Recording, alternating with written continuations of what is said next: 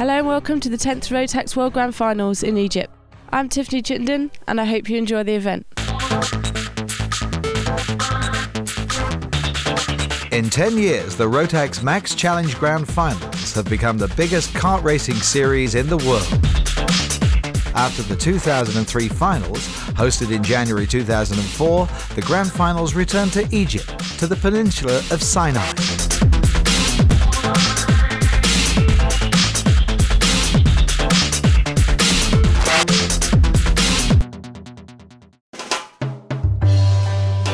The first RMC Grand Finals took place in 2000 in Puerto Rico.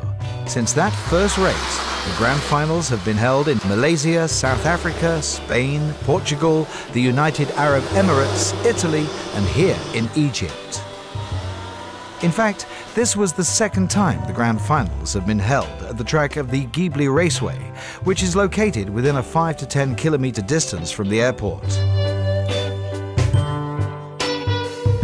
Sharm el-Sheikh, as well as South Sinai, stands for lots of sun, nice temperatures, great underwater world, historical areas, desert, fun, nightlife. And in December 2009, definitely for serious kart racing.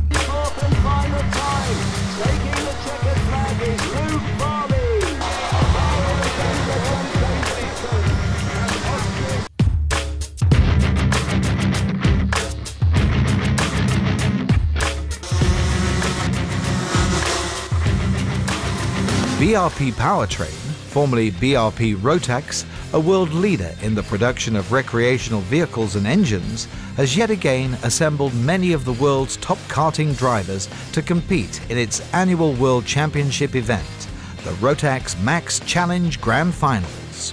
The first one in 2000 in Puerto Rico was a family event of 68 drivers from maybe 15 countries, having fun at the beach, having a race of course, but since then it developed and now we are here and it's a world championship, it's very professional racing, so it gained in professionalism and it gained of driving skills. Rotax Max Challenge Grand Final is the most effective event to be involved as a sponsor, as this event is attended by drivers and teams from all over the world, and as can be seen today, the event has attracted more than 50 countries. 2009's Grand Finals finds over 216 drivers from 60 countries in Sharm el-Sheikh, Egypt, competing at Ghibli Raceway for top honours in 3 Rotax classes: Rotax Senior, Max, Rotax Junior and DD2. It's always good. You see Michael Schumacher and Sebastian Buemi, all these guys, they come back to karting, so you always have to keep in touch with your roots, and it's at the end of the day it's good for training and it keeps you sharp for car racing. What does your role entail once you're at the tracks, and what have you been doing for the last month or so? Yeah, this has been a difficult month. We've been here for nearly 3 weeks now, preparing everything from the parc fermé to our spare parts in the containers for all the drivers, assisting the chassis manufacturers with anything they need on kart setup, and basically just being here to prepare. With 216 drivers from 60 countries is a lot of people, so we're just trying as much as we can to make it as easy as possible for them. It is this aspect of national teams bonding together that is one of the most special aspects of the Grand Finals. It has become quite common in recent years for drivers to forego their usual generic or kart brand specific racing uniforms to don identical team uniforms resplendent in their country's national colours and designs. This is one of the reasons the Grand Finals has become known as the Karting Olympics. The raffle day is the day the competitors draw numbered ping pong balls from a jug to determine which kart will be theirs to compete with for the week. All the karts are rolled out and put on display in what is one of the most impressive sights in all of karting.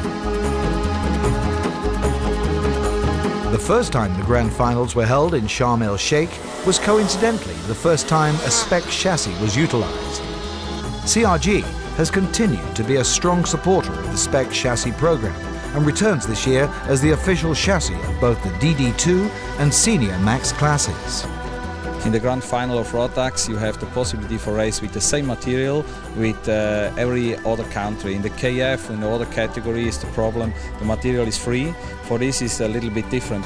Returning for their second year as the chassis supplier is Maranello. This year, all the Junior Max competitors will be driving Maranello chassis. And this very good race. And just promoted especially this year I made the junior for promote the new driver. And sure, particularly in this race, the material is all the same.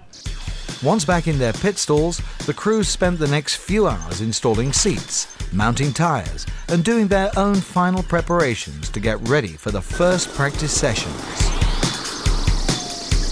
So are you going to change a lot of things for the final or keep them much the same, do you think?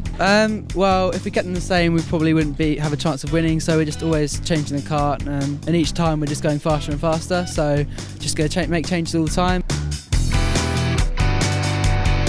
Yeah, it's going really well. I was qualified second for tomorrow in the pre-final, and yeah, I enjoy the event and it's really fine here. Okay, and apart from yourselves, who do you think will be your main competitors in the race?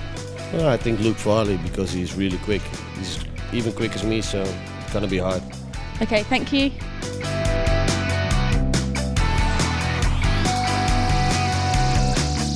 Well, the track is fantastic and Rotax have done a superb job here again, but yesterday we had 2 sessions, today 2 more. How do you like the track here in Egypt? It's very fun, really technical, definitely a driver's track.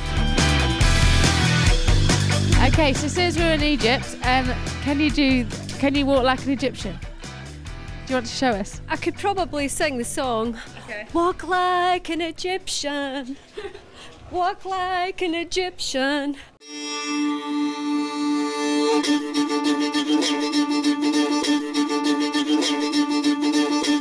Although this has been a quiet day, the nighttime promised to provide a lot of excitement, as this is the night of the welcoming party, taking place along the top side of the track between turns 2 and 3.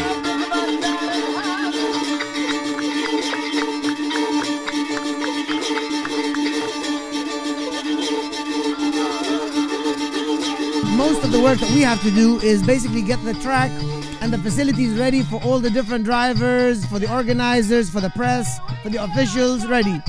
We've done that. So as far as I'm concerned, it's much easier from now on. Highlight of the night were the qualifying rounds of the Mojo tyre changing competition. We want to have the best mechanic is going to change 4 tires in a row. So he's going to dismantle 4 tires and put 4 tires back together. The fastest time of the evening was set by the defending Mojo tyre changing world champion Wes Boswell from the United States to claim the top spot going into the finals.